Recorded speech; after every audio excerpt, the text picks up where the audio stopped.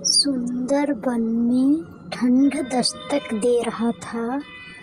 सभी जानवर आने वाले कठिन मौसम के लिए तैयारी करने में लगे हुए थे। सुगरी चिड़िया भी उनमें से एक थी। हर साल की तरह उसने अपने लिए एक शानदार घोंसला तैयार किया और अचानक होने वाली बारिश और ठंड से बचने के लिए उसे चारों तरफ से घास फूस से ढक दिया था।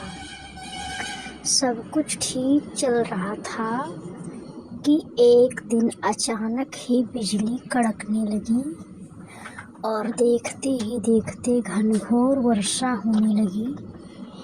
बेमौसम आई बारिश से ठंड भी बढ़ गई और सभी जानवर अपने अपने घरों की तरफ भागने लगे।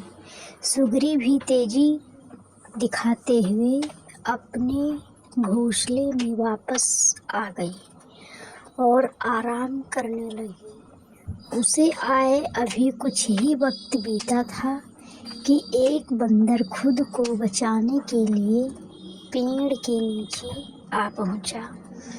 सुगरी ने बंदर को देखते ही कहा, तुम इतने होशियार बने फिरते हो तो भला ऐसे मौसम से बचने के लिए घर क्यों नहीं बनाया? यह सुनकर बंदर को गुस्सा आया, लेकिन वह चुप ही रह गया और पेड़ की आड़ में खुद को बचाने का प्रयास करने लगा। थोड़ी देर शांत रहने के बाद सुगरी फिर बोली, पूरी गर्मी इधर उधर आलस में बिता दी।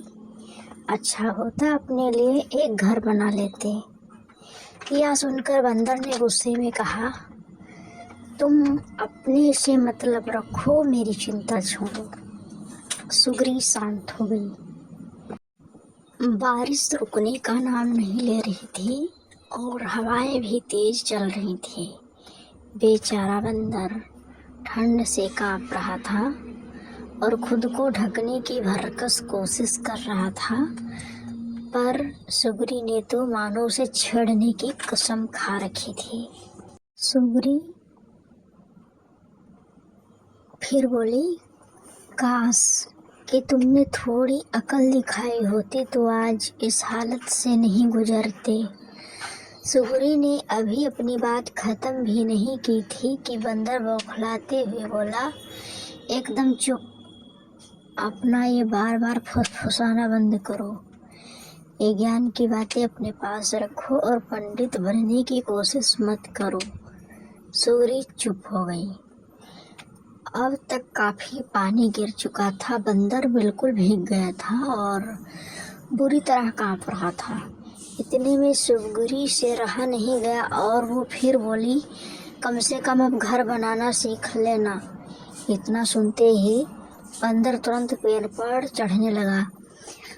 भले मैं घर बनाना नहीं जानता हूँ, लेकिन मुझे तोड़ना अच्छे से आता है। और ये कहते हुए उसने सुगरी का घोंसला तहस नहस कर दिया। अब सुगरी भी बंदर की तरह बेघर हो चुकी थी और ठंड से कांप रही थी।